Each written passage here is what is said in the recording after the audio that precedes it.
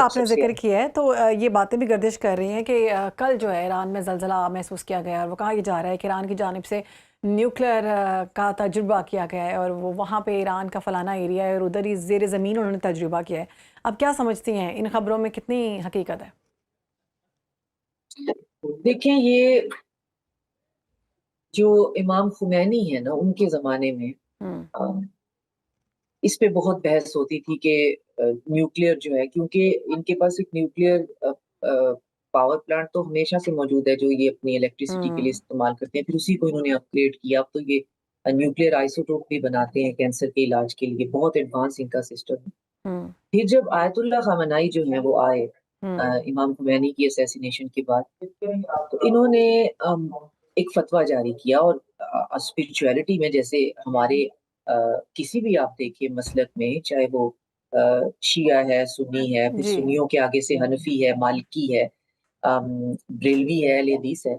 जब एक जूरिस्पोंडेंस पे, और हमारी आपको पता है कि हमारे जो फिरके हैं वो जूरिस्पोंडेंस पे, कानून की तशरीह की बुनियाद पर बने हुए हैं। मालिकी जो है वो जूरिस्पोंडेंस में और कुछ और कहते हैं, जाफरी ऐसा ही जो है। है वो उन्हीं बातों की तशरीह जो है उसमें रोजमर्रा के कवानीन में कुछ और कहते हैं। तो थोड़ा सा फर्क है, कहीं पे मिल जाते हैं, तो कहीं पे नहीं आयतुल्लाह का मिल फतवा जाते। भी है ना कि तो आप नहीं एक बना सकते। जूरिस्पोंडेंस, बिल्कुल, तो जूरिस्पोंडेंस जो है उसके तहत आयतुल्लाह खामनाई ने कहा, फतवा दिया कि ईरान जो है वो न्यूक्लियर जो बॉम्ब है वो वो नहीं नहीं बनाएगा, बनाएगा। क्योंकि ये क्राइम अगेंस्ट ह्यूमैनिटी है, हम्म। ये इंसानियत के खिलाफ एक जुर्म है।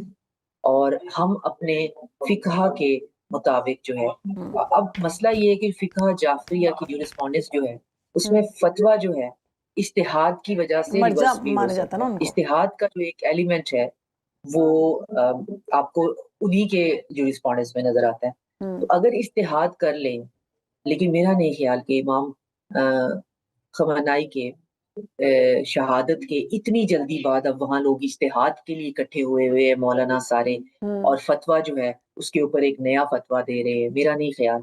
तो मेरा कहने का मतलब ये है तो डॉक्टर साहब उनके